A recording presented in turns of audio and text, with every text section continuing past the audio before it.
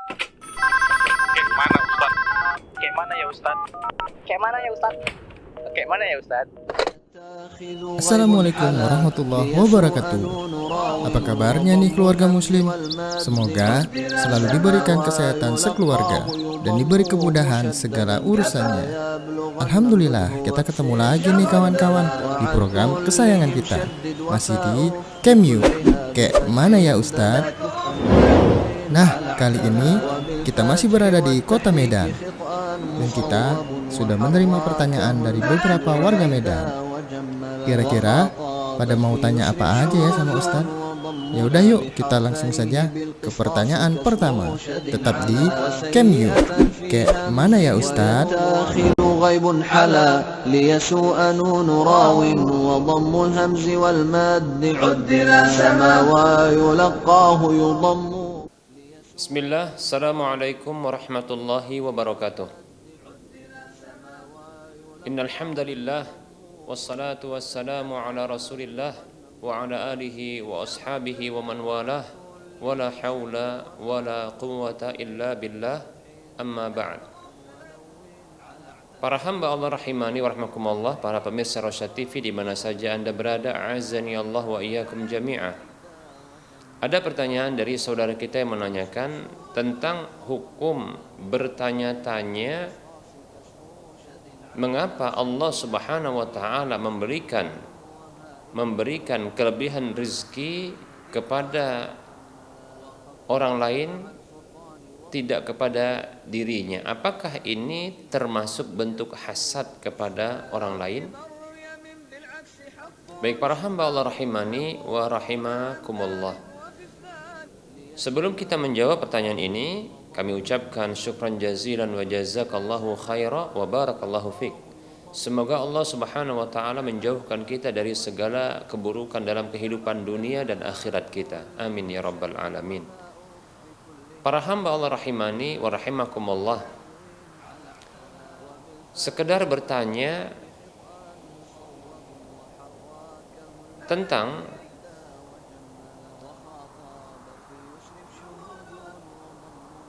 Allah Subhanahu wa taala yang melebihkan rezeki kepada seseorang, tidak kepada dirinya. Orang yang bertanya tersebut tidaklah disebut dengan hasad, karena sesungguhnya hasad itu intinya adalah keinginan untuk hilangnya kenikmatan dari orang lain. Bila tidak menginginkan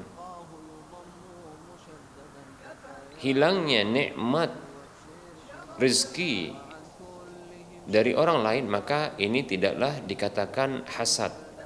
Namun perlu kita ketahui bahwasanya ungkapan seperti ini atau pertanyaan seperti ini bisa membuka pintu bagi syaitan untuk menyesatkannya.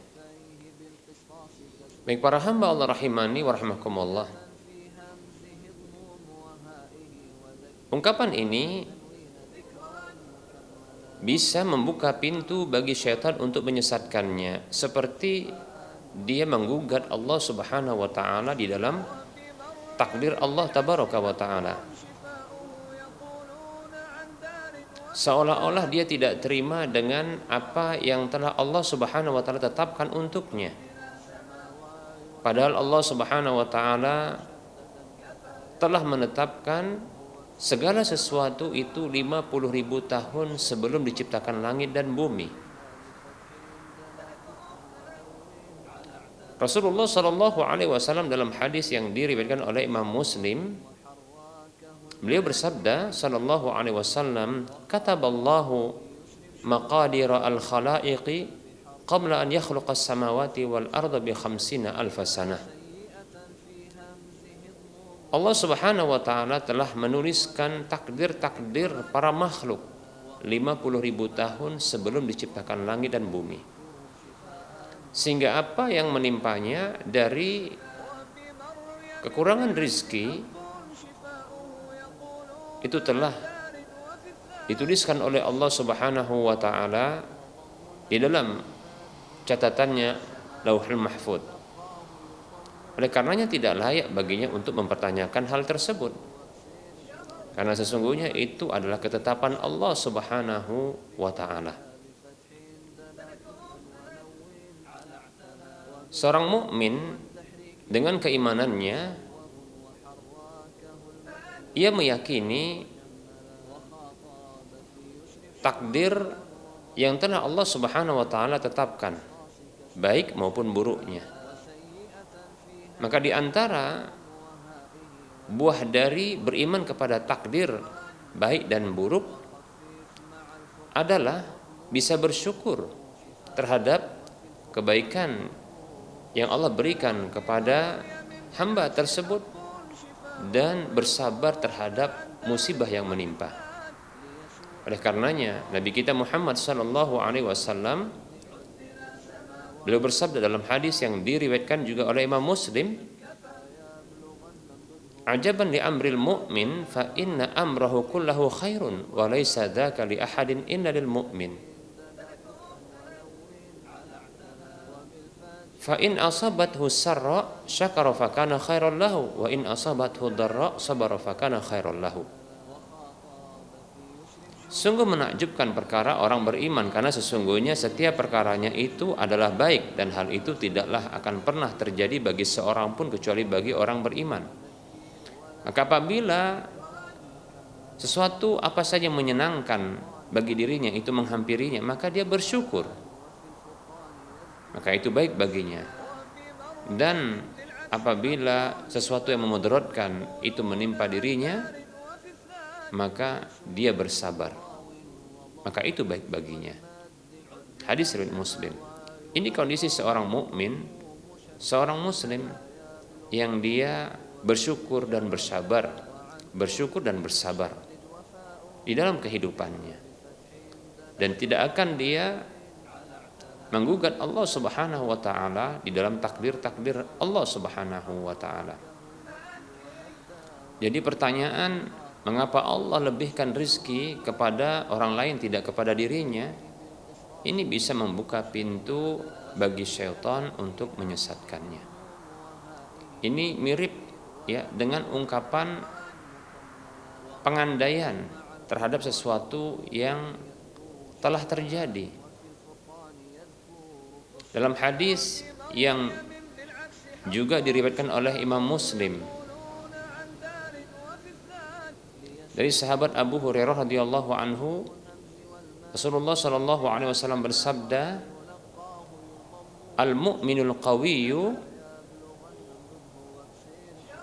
khairun wa ahabbu ila Allah minal mu'minin dha'ifi, minal mu'minid dha'ifi." Orang mukmin yang kuat, orang beriman yang kuat itu lebih baik dan lebih dicintai oleh Allah ketimbang orang mukmin yang lemah. Wa fi kullin khairun, pada masing-masingnya itu ada kebaikan. Ihris ala ma yanfa'uka wasta'in billah wa la ta'jaz. Bersemangatlah terhadap apa saja yang membawa manfaat kepada dirimu, apa saja yang memberikan manfaat kepada dirimu, dan mintalah tolong kepada Allah serta janganlah lemah. Jangan melemah, jangan loyo.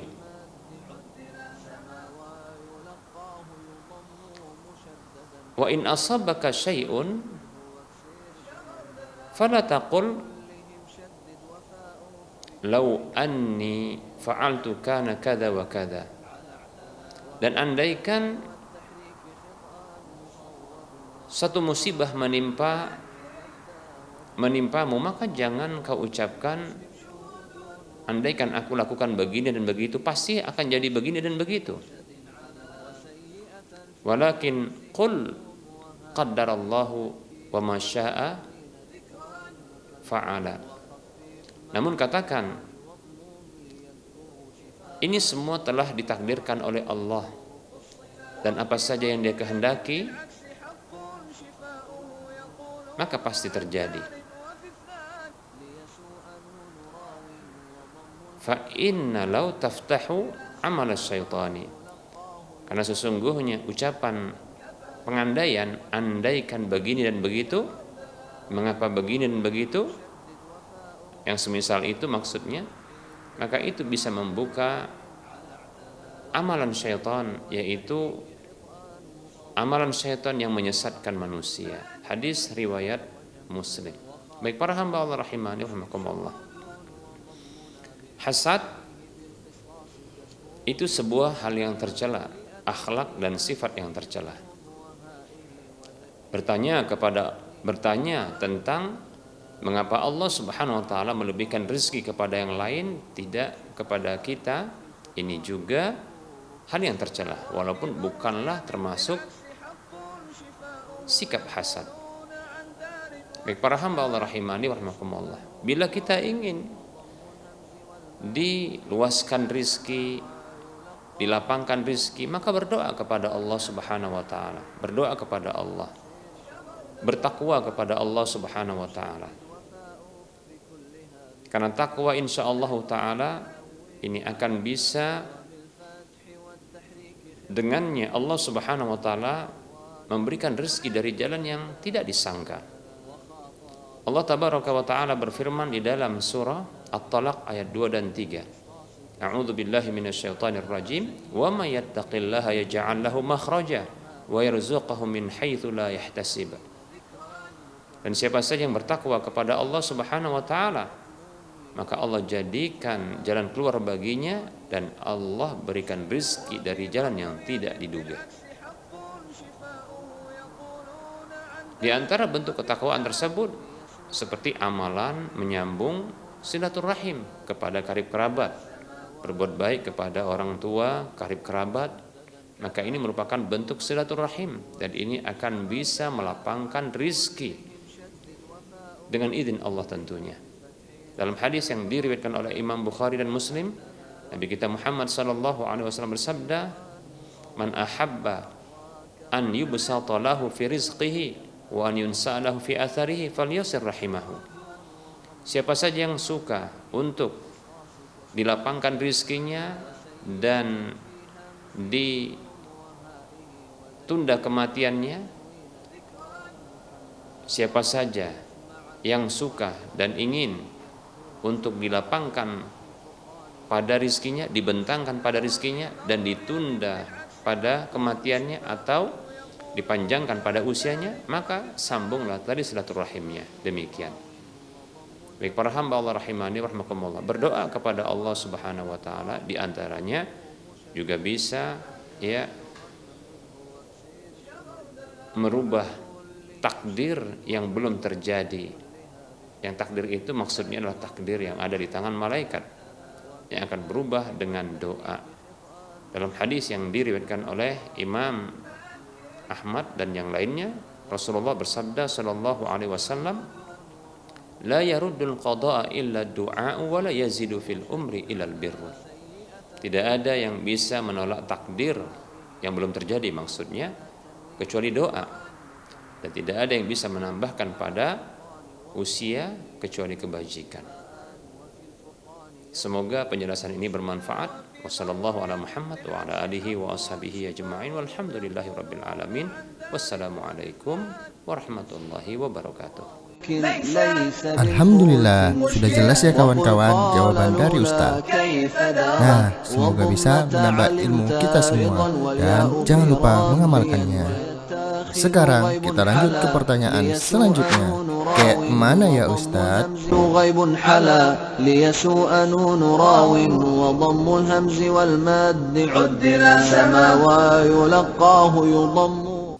Bismillah, assalamualaikum warahmatullahi wabarakatuh.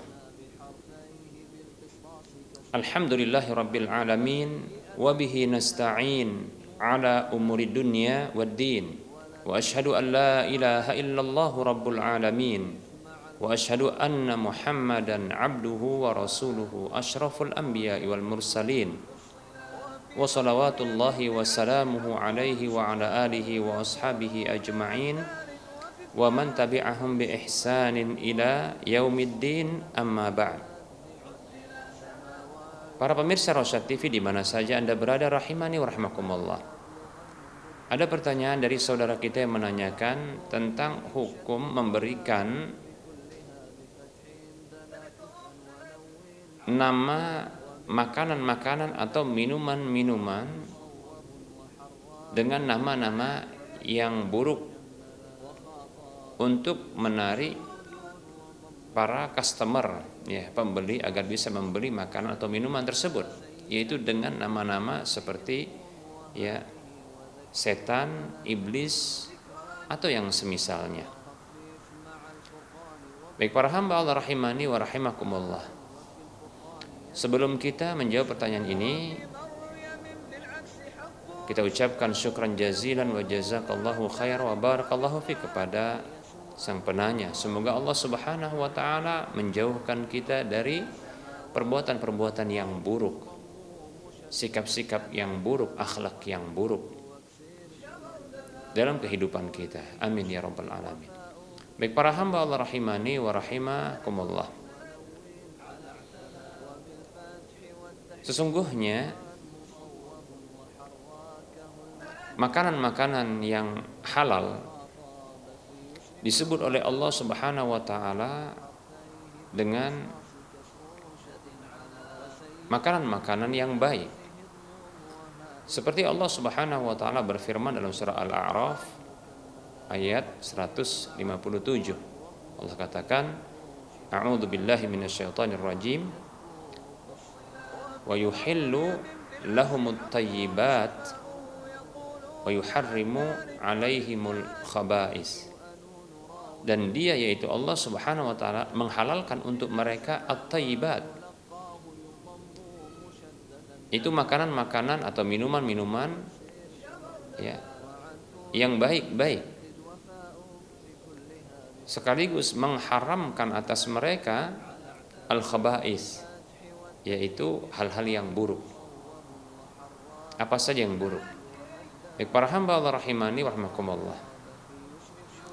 Makanan yang halal lagi baik, maka tidak layak untuk diberikan nama dengan nama-nama yang buruk. Karena sesungguhnya tindakan ini bisa jatuh kepada tindakan melecehkan Allah Subhanahu wa taala, syariat Allah Subhanahu wa taala di dalam pemberian nama yang baik namun diberi nama dengan yang buruk. Tentunya hal ini merupakan bentuk pelanggaran terhadap nilai-nilai ketakwaan. Allah Subhanahu wa taala berfirman dalam surah Al-Hajj ayat 32, A'udzu billahi minasyaitonir rajim. Dzalika wa may yu'azzim sya'airallah fa innaha min taqwal qulub. Yang demikian itu, siapa saja yang mengagungkan syiar-syiar Allah, maka sesungguhnya itu termasuk ketakwaan hati. Seseorang yang bertakwa, maka tentunya dia akan mengagungkan syiar-syiar Allah, apa saja yang ditetapkan oleh Allah Subhanahu wa taala. Makanan yang halal lagi baik atau minuman yang halal lagi baik, maka tidak layak seorang mukmin, seorang muslim untuk memberi nama dengan nama-nama yang buruk. Karena hal-hal yang buruk sesungguhnya ya itu adalah untuk hal-hal yang diharamkan oleh Allah Subhanahu wa taala. Demikian. Lebih-lebih diberi nama dengan nama-nama syaitan, iblis. Padahal kita dilarang ya untuk mengikuti langkah-langkah syaitan. Karena syaitan itu musuh yang nyata bagi manusia. Allah Subhanahu wa taala berfirman dalam surah Al-Baqarah ayat 168, A'udzu billahi minasyaitonir rajim. Wa la tattabi'u khutuwatis syaitan. Innahu lakum aduwwum mubin. Janganlah kalian mengikuti langkah-langkah syaitan. Sesungguhnya dia itu adalah musuh yang nyata bagi kalian. Baik para hamba Allah rahimani wa rahimakumullah, memberikan nama-nama buruk bagi makanan-makanan yang halal lagi baik, maka ini merupakan bentuk pelecehan terhadap nama itu atau makanan itu. Ya, pelecehan terhadap makanan dan minuman tersebut. Dan ini bertentangan dengan akhlak Nabi Shallallahu Alaihi Wasallam. Dalam hadis yang diriwayatkan oleh Al-Imam Al-Bukhari dan Muslim dari sahabat Abu Hurairah radhiyallahu anhu, beliau mengatakan, ma'aban nabiyyu sallallahu alaihi wasallam ta'aman qattu in istahahu akalahu wa in karihahu tarakahu. Kata Abu Hurairah radhiyallahu anhu, beliau mengatakan, Nabi sallallahu alaihi wasallam tidak pernah sedikit pun mencela makanan. Beliau bila berhasrat terhadap makanan tersebut, maka beliau memakannya. Bila beliau tidak menyukainya, maka beliau meninggalkannya. Beliau tidak memberikan komentar apapun terhadap makanan tersebut. Demikian akhlak yang baik yang diberikan teladan oleh Nabi kita Muhammad sallallahu alaihi wasallam. Nah, tentunya bukanlah merupakan akhlak yang baik ketika seseorang memberi nama bagi makanan yang dia berhasrat memakannya tapi disebut dengan sebutan yang buruk. Ini bukan adab dan akhlak yang baik, demikian ya. Dan dikhawatirkan ini jatuh kepada bentuk mencela makanan. Wallahu taala alam. Semoga Allah Subhanahu wa taala menjauhkan kita dari sikap-sikap buruk, akhlak-akhlak yang buruk. Wallahu taala alam. Wassallallahu ala Muhammad wa ala alihi wa ashabihi ajma'in. Walhamdulillahirabbil alamin. Assalamualaikum warahmatullahi wabarakatuh. غيب حلا ليسوء نون راو وضم الهمز والماد عدل سما ويلقاه يضم. Bismillah. Assalamualaikum warahmatullahi wabarakatuh. Alhamdulillahilladzi arsala rasulahu bil huda wa dinil haqqi liyudhhirahu 'alad dini kullihi wa kafa billahi shahida. Wa asyhadu an la ilaha illallah wahdahu la syarika lah. Wa asyhadu anna Muhammadan 'abduhu wa rasuluhu la nabiyya ba'dah. Amma ba'd. Para pemirsa Rosyad TV di mana saja Anda berada rahimani wa rahimakumullah. Ada pertanyaan dari saudara kita yang menanyakan tentang hukum bermadhab. Apakah kita harus dan wajib bermadhab? Baik para hamba Allah rahimani wa rahimakumullah, sebelum kita menjawab pertanyaan ini, kita ucapkan syukran jazilan wa jazakallahu khairan wa barakallahu fik. Semoga Allah Subhanahu wa taala senantiasa memberikan taufik dan hidayah yang kepada kita agar kita senantiasa berada di atas ketaatan kepada Allah dan Rasul-Nya sampai Allah mewafatkan kita. Para hamba Allah rahimani wa rahimakumullah,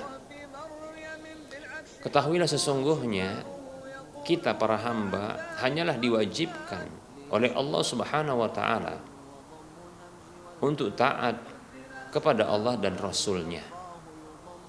Adapun ketaatan kepada selain Allah dan Rasul-Nya dipersyaratkan ketaatan kepada selain Allah dan Rasul-Nya haruslah tidak bertentangan dengan ketaatan kepada Allah dan Rasul-Nya. Allah Subhanahu wa taala berfirman dalam surah An-Nisa ayat 59. Allah berfirman, a'udzu billahi minasyaitonir rajim. Ya ayyuhalladzina amanu athi'ullaha wa athi'ur rasula wa ulil amri minkum. Fa in tanaza'tum fi syai'in farudduhu ila Allahi war rasuli in kuntum tu'minuna billahi wal yaumil akhir. Allah berfirman yang artinya, wahai orang-orang beriman. Allah seru orang-orang beriman. Berarti tindakan ini hanyalah mampu dilakukan oleh orang-orang beriman, dan itu ciri keimanan. Ati'ullaha wa ati'ur rasul, taatlah kepada Allah dan taatlah kepada Rasul. Wa ulil amri minkum, dan kepada orang-orang yang memegang urusan di antara kalian, yaitu maksudnya adalah urusan dunia dan urusan agama. Berarti mereka itu adalah para pemimpin, penguasa maupun para ulama.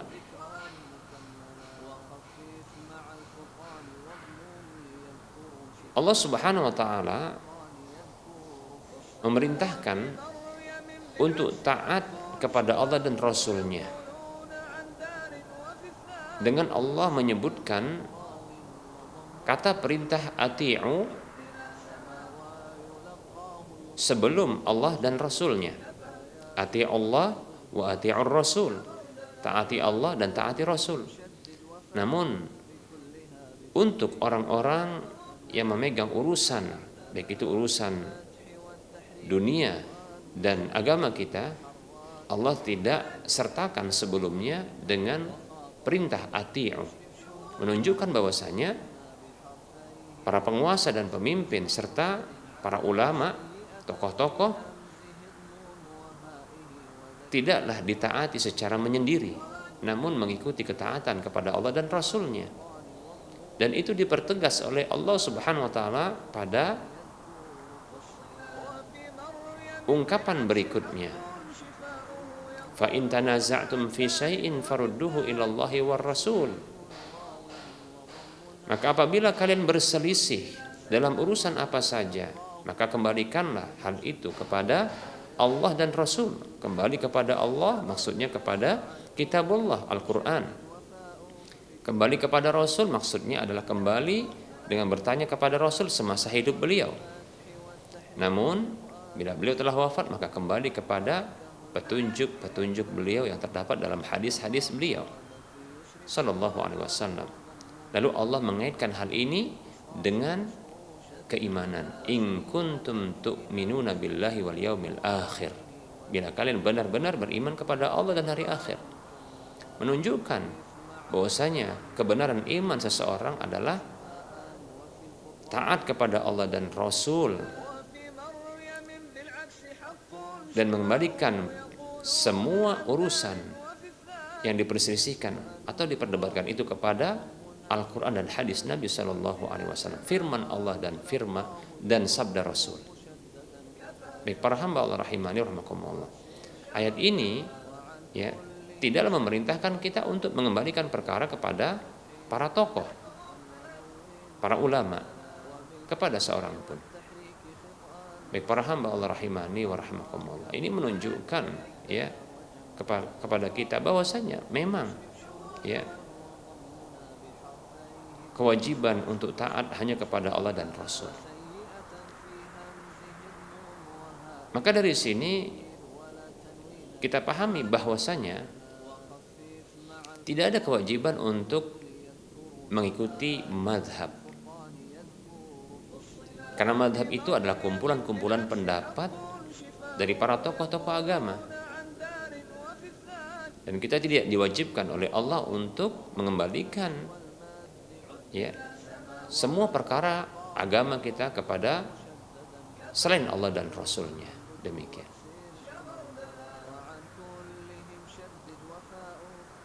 Kewajiban kita adalah memilih pendapat yang ada di kalangan para ulama tersebut yang lebih dekat dengan kebenaran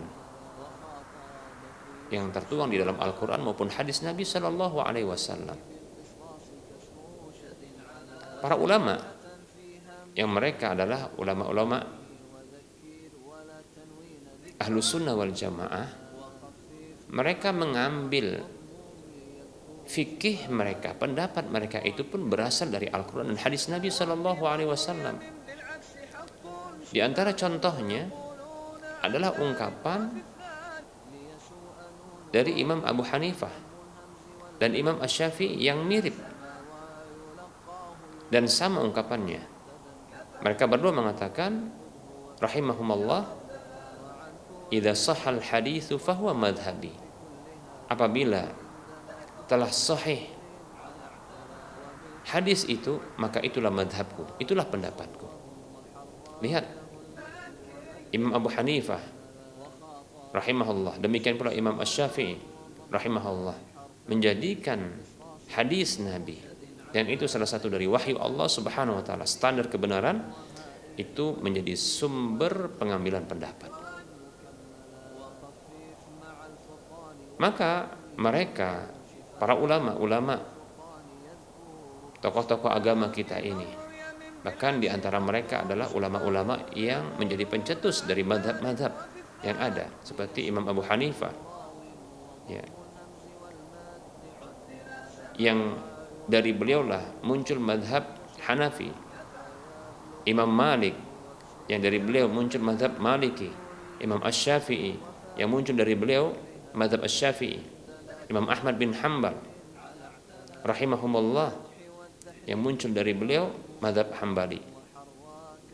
Semuanya adalah ulama-ulama ahlus sunnah wal jamaah, yang mereka adalah ulama-ulama ahli ijtihad, yang mereka mengambil pendapat-pendapat mereka itu dari Al-Quran dan hadis Nabi SAW. Dan tidak ada di antara mereka yang memerintahkan kepada pengikutnya untuk taklid buta dengan pendapat-pendapat mereka. Nah, itu bisa dilihat dari perkataan-perkataan mereka. Dengan kata lain, maka tidak wajib untuk bermadhab, yaitu mengambil pendapat-pendapat yang ada di madhab tertentu. Tapi wajib bagi kita untuk mengambil pendapat yang lebih dekat dengan kebenaran, yang didukung oleh Al-Quran dan hadis Nabi SAW. Demikian. Ketahui bahwasanya madhab itu seperti kendaraan. Madhab adalah alat pergi dari kata dhahaba, yadhabu, dhahaban, madhaban, yaitu alat untuk kita pergi menuju kepada kebenaran, kendaraan untuk menuju kepada kebenaran. Tidak mesti untuk sampai kepada kebenaran itu kita harus berpegang kepada satu kendaraan saja, atau kita menumpang pada satu kendaraan saja, tidak.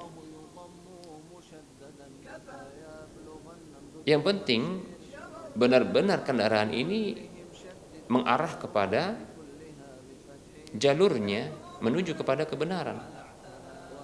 Maka madhab ini adalah kendaraan yang menghantarkan kepada kebenaran, yang lebih dekat dengan kebenaran, maka kita akan menumpanginya dan kita akan menaikinya. Seperti itu. Baik para hamba Allah rahimani wa rahimakumullah. Para ulama-ulama ahlus sunnah wal jamaah yang menjadi tokoh-tokoh madhab, mereka tidak memerintahkan kepada kita untuk taklid buta terhadap madhab mereka.